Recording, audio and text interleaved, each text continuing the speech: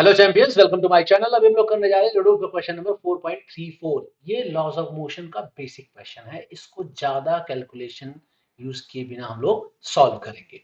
अब देखो क्वेश्चन क्या है।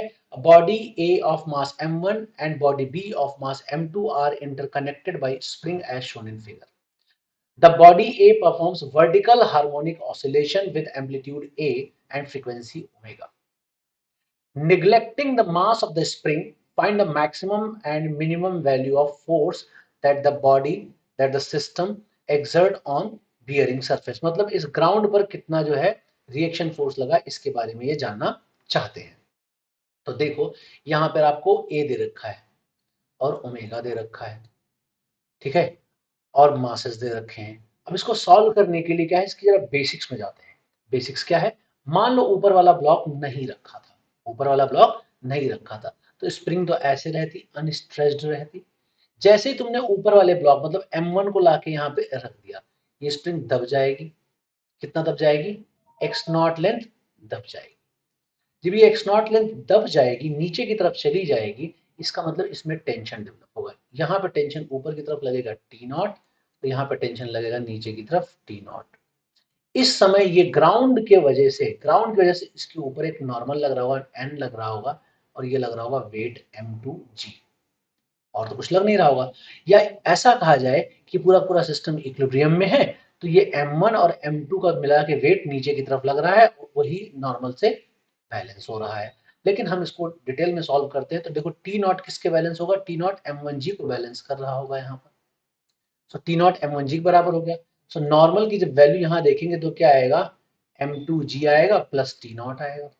अब टी नॉट की वैल्यू m1g आ गया तो नॉर्मल की वैल्यू यहाँ पे क्या आएगा, m2 प्लस m1 इंटू जी आई।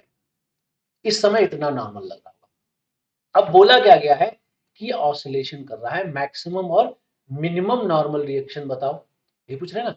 तो अब बताओ ये ऑसिलेट करेगा जब ये नीचे की तरफ जाएगा, जब ये नीचे की तरफ जाएगा और सबसे ज्यादा दबा हुआ रहेगा, मतलब इसका ए एम्पलीट्यूड के बराबर दब गया होगा।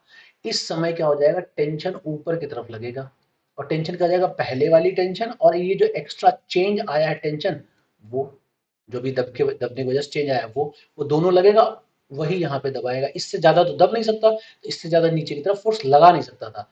तो यही वाला जो फोर्स इस समय जो जमीन से फोर्स मिल रहा होगा वो एन मैक्स होगा कि नहीं होगा, बिल्कुल होगा। क्लियर है।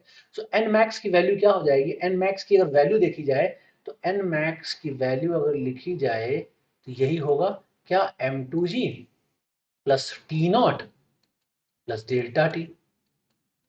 डेल्टा टी सबको पता है कितना होना चाहिए। डेल्टा टी क्या, जितना दब गया उसकी वजह से एक्स्ट्रा फोर्स है। तो इसको अगर हम लिखे तो क्या लिखेंगे, m2g plus m1g, T not की वैल्यू, और डेल्टा की क्या हो जाएगा, के ए, जितना दब गया वो।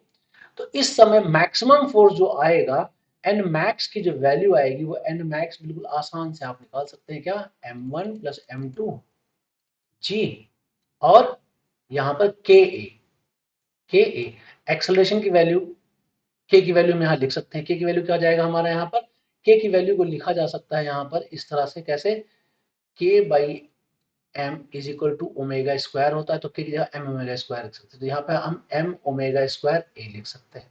ठीक है, तो इतना हमारा जो आ जाएगा मैक्सिमम नॉर्मल। बहुत सिंपल हो गया ना, कुछ करने की जरूरत नहीं है, लेकिन ऐसा क्वेश्चन पूछा जरूर जाता है। वर्क एनर्जी में इसे मिलता जुलता एक क्वेश्चन है।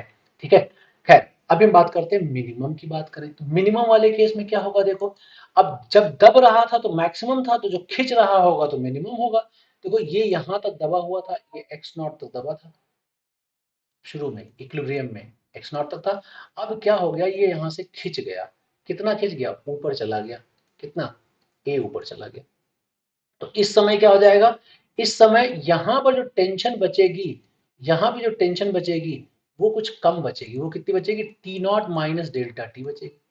यहाँ क्या बचेगी, T not minus delta T बचेगी, है ना। तो अब जो नॉर्मल रिएक्शन लगेगा वो कम हो जाएगा, वो एन मिनिमम हो जाएगा। एन मिनिमम क्या हो जाएगा, जहां पे माइनस डेल्टा टी हो जाएगा, बाकी पहले जैसा ही रहेगा। तो अब मुझे डिटेल में सॉल्व करने की जरूरत नहीं है। तो एन मिनिमम की वैल्यू क्या आएगी, m1 और m2 का वेट तो रहेगा ही रहेगा, और minus times of delta T. Delta T की वैल्यू हम लोगों ने निकाला था m ओमेगा स्क्वायर ए, ये हो जाएगा। ये आ जाएगा मिनिमम नॉर्मल रेशियो। देखो बिल्कुल आसानी से तुमने इसको सॉल्व कर लिया खाली फोटो देख के, है कि नहीं? ऐसे ही और क्वेश्चन देख, सोल्यूशन देखने के लिए आप इस चैनल को सब्सक्राइब कर लो।